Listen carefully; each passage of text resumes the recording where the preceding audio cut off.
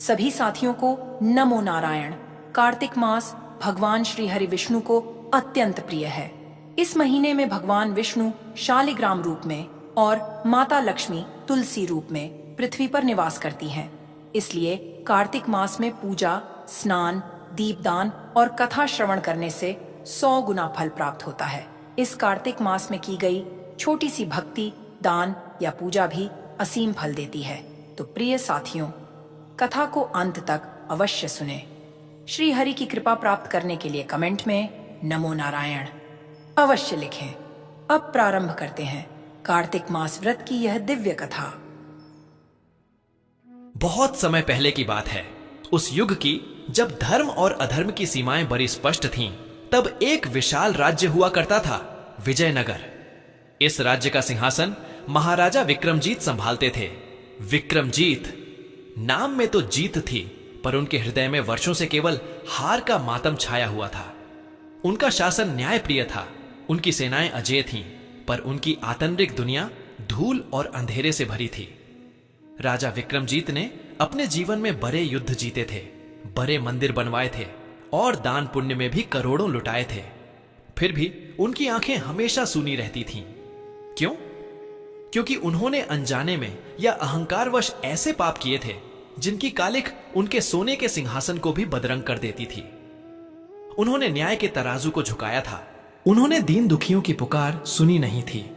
और सबसे बड़ा पाप यह था कि उन्होंने मनुष्य को उसकी जाति और पद से तौला था, उसके पवित्र हृदय से नहीं। विक्रमजीत की रातें भयानक थीं। जब सारा नगर गहरी नींद में डूब जाता, तब राजा अपने आलीशान पलंग पर करवटें बदलते रहते थे। उनका मन एक गर्म लोहे की तरह तपता रहता था। हे प्रभु, यह कैसा जीवन है? वह अक्सर एकांत में फुसफुसाते थे। मैं अन्नदाता हूं, पर मेरी आत्मा भूखी है। मैं रक्षक हूं, पर मेरे भीतर का बच्चा भयभीत है। उन्होंने प्रायश्चित के लिए क्या नहीं किया। उन्होंने बड़े बड़े यज्ञ करवाए, जिसमें हजारों मन घी और चंदन की समिधाएं स्वाहा कर दी गईं। उन्होंने गंगा तट पर जाकर स्नान किया और बड़े बड़े ब्राह्मणों को धन धान्य से भर दिया। लेकिन जैसे ही यज्ञ की अग्नि शांत होती, उनके हृदय का ताप फिर बढ़ जाता। एक शाम वह अपने पुरोहित अत्यंत ज्ञानी विद्यासागर जी के सामने बैठे। राजा की आंखों में आंसू थे, ऐसे आंसू जो किसी राजा को शोभा नहीं देते। गुरुदेव, राजा ने भारी आवाज में कहा, मेरे पापों का बोझ असहनीय है। मैंने सुना है कि कार्तिक मास परम पवित्र होता है। मैंने उस मास में लगातार व्रत रखे, दानशालाएं खुलवाईं, फिर भी यह बेचैनी, यह घुटन, ऐसा लगता है जैसे नर्क की अग्नि यहीं मेरे सीने में जल रही हो। पुरोहित जी ने गहरा श्वास लिया। महाराज, आप सब कुछ कर रहे हैं, पर शायद आप उस भाव को नहीं छू पा रहे हैं। यज्ञों में करोड़ों खर्च करके भी यदि हृदय में अहंकार की एक हल्की सी परत भी रह जाए, तो परमात्मा उसे स्वीकार नहीं करते। यह बात राजा को तीर की तरह लगी। हां, वह दान देते समय भी यही सोचते थे कि मैं कितना महान दानदाता हूं। वह यज्ञ करते समय भी यही सोचते थे कि मुझसे महान धार्मिक सम्राट कौन होगा। उनका दान उनकी मुक्ति के लिए कम, उनकी प्रसिद्धि के लिए अधिक था। वह रात राजा पर और भारी गुजरी। अंधेरा इतना घना था कि जैसे वह उन्हें निगलने आया हो। राजा ने उस रात पहली बार सच्चे और निस्वार्थ हृदय से आकाश की ओर देखकर पुकारा, हे मेरे स्वामी, यदि मेरा उद्धार संभव है तो मुझे मार्ग दिखाओ। चाहे वह मार्ग कांटों भरा हो या किसी तुच्छ व्यक्ति के द्वारा दिखाया गया हो, मैं उसे स्वीकार करूंगा। बस मुझे इस पाप की आग से मुक्ति दो। और तभी थकी हुई आंखों में राजा को नींद ने घेर लिया। यह नींद साधारण नहीं थी, यह परमात्मा की कृपा थी। राजा विक्रमजीत ने स्वप्न देखा। स्वप्न की भूमि अद्भुत थी। वह विजयनगर की भव्यता से कोसों दूर एक धूल भरी छोटी सी गली थी। गली के कोने पर एक टूटी फूटी झोंपड़ी थी, जहां दीपक की लौ भी बड़ी मुश्किल से टिमटिमा रही थी। झोंपड़ी के बाहर मैले कुचैले कपड़ों में लिपटा हुआ एक व्यक्ति बैठा था। उसके हाथ फटे हुए थे, नाखून मिट्टी से भरे थे और वह एक पुराने चमड़े के टुकड़े को सील रहा था। राजा ने उसे पहचान लिया। वह था जीवा, विजयनगर का सबसे निर्धन चर्मकार। वही जीवा जिसे राजा ने कभी अपनी राजसभा के बाहर खड़े होने की अनुमति भी नहीं दी थी, क्योंकि वह नीची जाति का था। लेकिन स्वप्न में जीवा की छवि भरी निर्मल थी। उसके चेहरे पर गरीबी की रेखाएं थीं, पर आंखों में एक अद्भुत संतोष और एक गहरा दुख छिपा था। स्वप्न में राजा विक्रमजीत अपने सिंहासन, अपने मुकुट और अपनी शक्ति के बिना केवल एक साधारण मनुष्य की तरह उसके सामने खड़े थे। जीवा ने धीरे से सिर उठाया। उसकी आवाज अत्यंत विनम्र थी, पर उस आवाज में एक ऐसी करुणा थी जो सीधे राजा के हृदय में उतर गई। राजन, जीवा ने कहा। उसकी आवाज में कोई शिकायत नहीं थी, केवल एक प्रार्थना थी। मैं जानता हूं आप बड़े बड़े यज्ञ कर रहे हैं, आप चाहते हैं कि आपके पाप धुल जाएं, पर मेरे जैसे अभागे को कौन याद करेगा? जीवा की आंखों में नमकीन पानी तैर गया। राजा को लगा जैसे जीवा वर्षों से रो रहा हो। तुम कौन हो जीवा? राजा ने पूछा। मैं वही हूं जिसे दुनिया ने तुच्छ समझा, जिसने जीवन भर सबकी सेवा की, पर जिसे सेवा का फल नहीं मिला। राजन, मेरे जीवन की सबसे बड़ी इच्छा यह थी कि मैं कम से कम एक बार कार्तिक मास की पुण्य रात्रि में भगवान विष्णु के चरणों में दीप प्रज्वलित करूं। जीवा ने अपनी फटी हुई हथेलियों की ओर देखा। पर मेरे पास इतना धन कहां? मेरे पास तो दीपक जलाने के लिए शुद्ध घी भी नहीं है, नहीं दिए के लिए मिट्टी का बर्तन। मेरा जीवन तो बस इसी धूल मिट्टी में सिमट कर रह गया है। मैं जानता हूं कि मेरे पाप भी कम नहीं हैं। शायद मैंने अपने काम में कभी बेईमानी की होगी या किसी को दुख दिया होगा। फिर जीवा ने राजा की ओर देखा। उसकी दृष्टि में कोई लालच नहीं था, केवल एक अजीब सी याचना थी। यह याचना इतनी शुद्ध थी कि राजा का हृदय मचल उठा। राजन, जीवा ने लगभग कांपते हुए कहा, मैं आपसे कुछ मांगता नहीं, बस एक छोटी सी प्रार्थना है। आप तो सामर्थ्यवान हैं, आप महान हैं। कार्तिक मास में जब अगला पुण्य काल आए तो एक दीप दान, बस एक दीप मेरे नाम पर, मेरे उद्धार के लिए कर देना। जीवा की आवाज भर्रा गई। मेरे अपने हाथों में शक्ति नहीं रही कि मैं अपने लिए दीप जला सकूं। क्या आप मेरे लिए यह सेवा करेंगे? राजा स्तब्ध रह गए। यह क्या था? जिसके पास सब कुछ था, उससे एक निर्धन चर्मकार अपने उद्धार के लिए केवल एक दीप मांग रहा था। न सोना, न जमीन, न वस्त्र, केवल एक दीप। राजा को लगा जैसे किसी ने उनके हृदय पर जमी बर्फ की मोटी परत को तोड़ दिया हो। दीप मेरे नाम पर। जीवा की यह प्रार्थना राजा के हजारों यज्ञों से अधिक मूल्यवान लग रही थी। मैं करूंगा, राजा ने स्वप्न में चिल्लाकर कहा। मैं तुम्हारे नाम पर दीप जलाऊंगा। जीवा, मैं तुम्हें वचन देता हूं। जैसे ही राजा ने वचन दिया, स्वप्न भंग हो गया। राजा विक्रमजीत हांफते हुए उठे।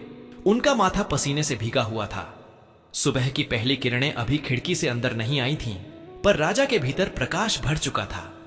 जीवा, जीवा, राजा के मुंह से निकला। यह कैसा चमत्कार था! जिस राजा ने अपनी प्रजा के हर सुख दुख को नजरअंदाज किया, जिस राजा ने हमेशा जाति पाति को महत्व दिया, आज उसी राजा को एक तुच्छ माने जाने वाले चर्मकार ने मुक्ति का मार्ग दिखाया था। राजा को याद आया जीवा की आंखों में कितना दर्द था। उस दर्द में उसकी गरीबी का नहीं, बल्कि उसकी निष्फल भक्ति का दर्द छिपा था। वह व्यक्ति जिसे समाज ने मंदिर के द्वारों से दूर रखा, क्या उसका परमात्मा से प्रेम कम था? कदापि नहीं। राजा के मन में ज्वार उमड़ रहा था। ओह, मैं कितना अंधा था! उन्होंने अपने आप से कहा। मैंने करोड़ों ब्राह्मणों को खिलाया, पर कभी किसी दलित की प्यास नहीं बुझाई। मैंने भगवान को सोने चांदी के आभूषण चढ़ाए, पर कभी किसी गरीब के हृदय में प्रेम का दीपक नहीं जलाया। मेरे यज्ञ अहंकार के धुएं थे, उनमें भक्ति की अग्नि थी ही नहीं। विक्रमजीत का हृदय पहली बार सचमुच आत्मग्लानि से भर गया। यह ग्लानि वैसी नहीं थी जो पहले उन्हें बेचैन करती थी। यह ग्लानि उन्हें शुद्ध कर रही थी। तत्काल उन्होंने अपने प्रधान सेनापति को बुलवाया। सेनापति, मुझे विजयनगर के चर्मकार जीवा का पता चाहिए। वह कहां रहता है? उसकी झोंपड़ी कैसी है? मुझे सब कुछ बताओ। राजा की आवाज में आज पहली बार आदेश नहीं, तरफ थी। सेनापति आश्चर्यचकित थे। राजा एक चर्मकार के बारे में पूछ रहे हैं? महाराज, सेनापति ने सिर झुकाकर कहा, जीवा, वह तो राज्य के सबसे निर्धन लोगों में से है। वह नगर की पश्चिमी सीमा पर जहां कचरा जमा होता है, वहीं रहता है। राजा के चेहरे पर दर्द की एक लहर दौड़ गई। यह कैसा न्याय है? जिसके हृदय में इतनी शुद्ध भक्ति है, वह नगर के सबसे गंदे कोने में रहता है। राजा ने आदेश दिया कि जीवा को तुरंत राजमहल लाया जाए, लेकिन जब सैनिक जीवा की झोंपड़ी पर पहुंचे तो उन्हें एक दुखद सत्य का सामना करना पड़ा। जीवा अब इस संसार में नहीं था। जीवा की आत्मा ने शायद उसी रात जब उसने राजा से दीपदान की याचना की थी, अपने शरीर को त्याग दिया था। वह अत्यधिक निर्धनता, परिश्रम और उपेक्षा से थक चुका था। उसका शरीर तो टूट गया था, पर उसकी अंतिम इच्छा, एक दीपदान की आस, राजा के पास छोड़ गया था। यह सुनकर राजा का हृदय बैठ गया। नहीं नहीं, राजा दहाड़ उठे। उनके माथे पर लकीरें खींच गईं। मैंने उसे वचन दिया था, मेरी ही गलती से वह चला गया। मैं कितना विलंबकारी हूं। अब मैं उसका उद्धार कैसे करूंगा? हाय रे, मेरे पापों ने मेरे हाथ से यह पुण्य सेवा भी छीन ली। राजा की आंखों से टपाटप आंसू गिर रहे थे। यह आंसू राजा के नहीं थे, ये एक भक्त के थे जिसने सेवा का अवसर खो दिया था। पुरोहित विद्यासागर जी ने आकर राजा को शांत किया। महाराज, शांत हो, आत्मा अजर अमर है। यदि आपने उसे स्वप्न में वचन दिया था तो इसका अर्थ है कि जीवा की आत्मा अभी भी आपके दीपदान की प्रतीक्षा कर रही है। आप संकल्प पूरा करें, कार्तिक मास अभी समाप्त नहीं हुआ है। राजा ने दृढ़ता से सिर हिलाया। हां, मैं करूंगा। यह दीपदान मेरे जीवन का सबसे बड़ा यज्ञ होगा। अगले दिन से राजा विक्रमजीत ने कार्तिक मास के शेष दिनों को जीवा के प्रति समर्पित कर दिया। राजा ने आदेश दिया कि जीवा का नाम राज्य के हर मंदिर में सम्मान से लिया जाएगा। लेकिन सबसे महत्वपूर्ण था वह दीपदान, जो राजा को स्वयं करना था। कार्तिक पूर्णिमा की रात्रि थी। चंद्रमा अपनी पूरी कला से चमक रहा था। विजयनगर के राजमहल में कभी भी इतनी सादगी भरा धार्मिक अनुष्ठान नहीं हुआ था। राजा ने स्वयं अपने हाथों से दिए तैयार किए। वह शुद्ध मिट्टी के दिए थे, जिन्हें राजा ने गंगा जल से धोया। उनमें तिल का शुद्ध तेल भरा गया, वह तेल जिसे एक साधारण गृहस्थ अपनी भक्ति के लिए प्रयोग करता है। राजा ने जमीन पर बैठकर अपने शाही वस्त्र उतारकर सादे सूती वस्त्र पहने। उन्होंने पुरोहित से कहा कि वे जीवा का कोई भव्य स्मारक न बनाएं, बल्कि उस स्थान पर एक छोटा सा चबूतरा बनाएं, जहां जीवा अपनी झोंपड़ी में बैठकर चमड़ा सीलता था। आधी रात को राजा विक्रमजीत अपने सरदारों और पुरोहितों के साथ उस स्थान पर पहुंचे जहां जीवा अंतिम श्वास तक रहा था। वह स्थान अब भी उपेक्षित और धूल भरा था। राजा ने वहां बैठकर अपने हृदय को पूरी तरह से खाली कर दिया। यह दीपदान किसी फल की इच्छा से नहीं था, यह केवल एक वचन पूरा करने की सेवा थी। उन्होंने आंखें बंद की। उनके मन में जीवा का चित्र था, थका हुआ, दीनहीन, पर आंखों में भक्ति का अनंत सागर लिए जीवा। राजा ने जब पहला दीप जलाया तो उनके हाथ कांप रहे थे। उन्होंने पूरे भाव से प्रार्थना की, हे प्रभु, मैं राजा हूं या अपराधी, मैं नहीं जानता, पर यह दीप मैं जीवा, उस चर्मकार के नाम पर जला रहा हूं जिसे मैंने कभी सम्मान नहीं दिया। इस दीप की रोशनी उसके जीवन की हर उपेक्षा, हर दुख, हर कष्ट को मिटा दे। हे विष्णु, मेरे इस तुच्छ प्रयास को स्वीकार करो और जीवा की आत्मा को अपने चरणों में स्थान दो। राजा रो पड़े। उनके आंसू दीप की लौ पर पड़ रहे थे, जिससे लौ और भी तेजी से जल उठी। यह आंसू केवल दुख के नहीं थे, ये प्रायश्चित की पवित्रता के थे। वह रात अद्भुत थी। राजा ने एक एक करके कुल 51 दीप जलाए। हर दीप को जलाते समय वे जीवा का नाम लेते और अपने जीवन के सारे अहंकार को उन दियों की लौ में भस्म कर देते थे। राजा को लग रहा था कि वे स्वयं जीवा बन गए हैं, एक दीनहीन भक्त जिसके पास धन नहीं, केवल अटूट श्रद्धा है। जब अंतिम दीप जलाकर राजा ने आंखें खोली तो उन्हें भयंकर शांति का अनुभव हुआ। उनके सीने पर जो पापों का भारी पत्थर रखा था वह कहीं लुप्त हो गया था। राजा विक्रमजीत वहीं चबूतरे पर थके हुए पर संतुष्ट होकर बैठे रहे। एकाएक उस जीर्ण शीर्ण स्थान पर एक अकल्पनीय प्रकाश फैल गया। यह प्रकाश इतना तेजस्वी था कि राजा को अपनी आंखें बंद करनी पड़ी। आकाश से एक मनमोहक दिव्य सुगंध आने लगी। भेरी और शंख की ध्वनि गूंज उठी। राजा ने डरे सहमे नेत्र खोले। सामने शेषनाग पर विराजमान चतुर्भुज भगवान श्री विष्णु प्रकट हुए। उनके गले में वैजंती माला थी, होठों पर शांत मुस्कान और आंखों में अनंत करुणा। राजा ने तुरंत जमीन पर गिरकर प्रणाम किया। हे देव, यह मेरी आंखों का भ्रम तो नहीं? राजा की आवाज गले में ही फंस गई।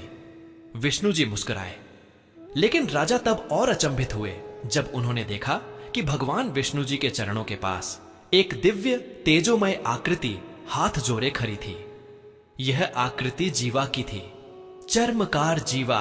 अब वह मिट्टी के मैले कपड़ों में नहीं था, वह स्वर्गीय वस्त्रों और आभूषणों से सुसज्जित था। उसके चेहरे पर अब कोई दुख नहीं था, केवल परमानंद था। जीवा की आंखें भगवान की ओर अपार प्रेम से देख रही थीं और उनके होठों पर कृतज्ञता की मुस्कान थी। राजा की आंखों में आंसुओं की बाढ़ आ गई। वह समझ नहीं पा रहे थे कि वे खुशी के आंसू हैं या विस्मय के। जीवा ने राजा को देखा और उसके चेहरे पर आभार का ऐसा भाव आया जिसे देखकर राजा का हृदय पिघल गया। विष्णु जी ने मेघ गर्जन के समान गंभीर और मधुर आवाज में कहा, उठो विक्रमजीत, तुम्हारे सारे पाप धुल गए हैं। राजा ने सिर उठाकर देखा। प्रभु, यह कैसे संभव है? मैंने हजारों यज्ञ किए, करोड़ों दान दिए, पर मेरा उद्धार नहीं हुआ। और एक साधारण दीपदान से राजा की आवाज भर गई। उन्होंने जीवा की ओर देखा। यह जीवा, क्या यह? भगवान विष्णु जी ने अत्यंत प्रेम से जीवा के सिर पर हाथ फेरा। हां विक्रमजीत, यह जीवा जो तुम्हारे द्वारा उपेक्षित समझा गया, आज मेरे परम धाम को प्राप्त हुआ है। पता है क्यों? विष्णु जी की वाणी में असीम ज्ञान भरा था। उन्होंने राजा की ओर देखा और वह दिव्य रहस्य उजागर किया जो युगों से सनातन धर्म का मूल रहा है। विक्रमजीत, तुमने जो दीपदान किया वह तुम्हारे अपने लिए नहीं था, वह उस आत्मा के लिए था जिसने जीवन भर अभाव में रहकर भी भक्ति की ज्योति बुझने नहीं दी। तुमने अपने अहंकार को त्याग कर एक अत्यंत दीनहीन प्राणी के उद्धार के लिए निस्वार्थ भाव से सेवा की। विष्णु जी ने आगे कहा, एक दीप जो दूसरों के नाम से निस्वार्थ भावना से जलाया जाए वह हजार यज्ञों से बड़ा है, क्योंकि यज्ञों में धन का अहंकार हो सकता है पर निस्वार्थ सेवा में केवल हृदय का प्रेम होता है। तुम्हारे पिछले यज्ञों में मैं था, मैं राजा हूं, मैं दान कर रहा हूं, लेकिन इस दीपदान में तुम नहीं थे, इसमें केवल जीवा था और मैं था। राजा की आंखों से टप टप आंसू गिर रहे थे। उन्होंने जीवन का सबसे बड़ा सत्य सुना था। विष्णु जी ने अपनी बात समाप्त करते हुए उस परम ज्ञान को रेखांकित किया जो हर भक्त के लिए प्रेरणा है।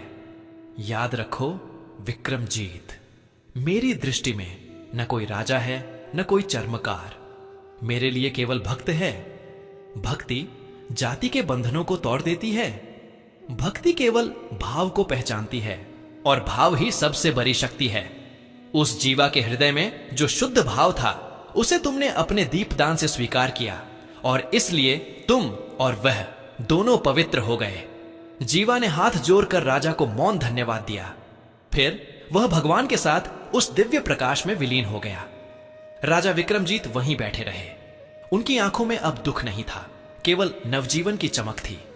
वह समझ गए थे, सच्चा धर्म किसी बड़े अनुष्ठान में नहीं बल्कि किसी दीन दुखी के लिए बहाए गए आंसू और निस्वार्थ सेवा में छिपा है। जब भोर हुई तो राजा विक्रमजीत एक नए व्यक्ति बन चुके थे। उनके शाही चेहरे पर अब भी रात के आंसुओं की लकीरें थीं, पर उनकी आत्मा शांत और निर्मल थी। उन्होंने राजमहल में वापस आकर पहला काम यह किया कि उन्होंने राजकोष को गरीबों और वंचितों के लिए खोल दिया। लेकिन इस बार दान में अहंकार नहीं था, केवल सेवा भाव था। राजा ने राज्य भर में घोषणा करवाई, इस राज्य में कोई भी व्यक्ति उसकी जाति या उसका व्यवसाय देखकर नहीं तौला जाएगा। मनुष्य का मूल्य केवल उसके चरित्र और उसके हृदय की शुद्धता से आंका जाएगा। राजा विक्रमजीत का शेष जीवन एक संत राजा के रूप में बीता। उन्होंने चर्मकार जीवा के नाम पर उस स्थान को भाव तीर्थ घोषित कर दिया जहां केवल एक दीपदान ने एक राजा का अहंकार नष्ट कर दिया और एक गरीब को स्वर्ग दिला दिया। विक्रमजीत ने यह सिद्ध कर दिया कि भक्ति में न कोई जाति होती है न कोई पद। यदि हृदय पवित्र हो और सेवा निस्वार्थ हो तो एक छोटा सा दीप भी हजार यज्ञों से बड़ा हो सकता है। विक्रमजीत की कथा विजयनगर की दीवारों से निकलकर पूरे भारतवर्ष में फैल गई और आज भी यह हमें याद दिलाती है कि भगवान को केवल भाव प्यारा है और सेवा ही सबसे बड़ी भक्ति है।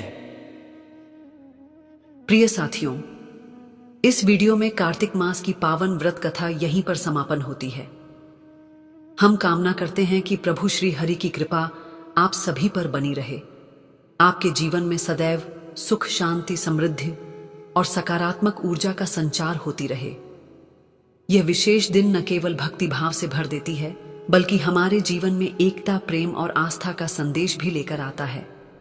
कार्तिक मास की व्रत कथा को सुनने के लिए हृदय से धन्यवाद। कृपया अपने विचार और अनुभव कमेंट्स में अवश्य साझा करें और नमो नारायण लिखना न भूलें। आपके द्वारा किए गए कमेंट्स न केवल आपको प्रेरित करेंगे, बल्कि अन्य दर्शकों के लिए भी भक्ति और श्रद्धा का स्रोत बनेंगे। जय श्री हरि।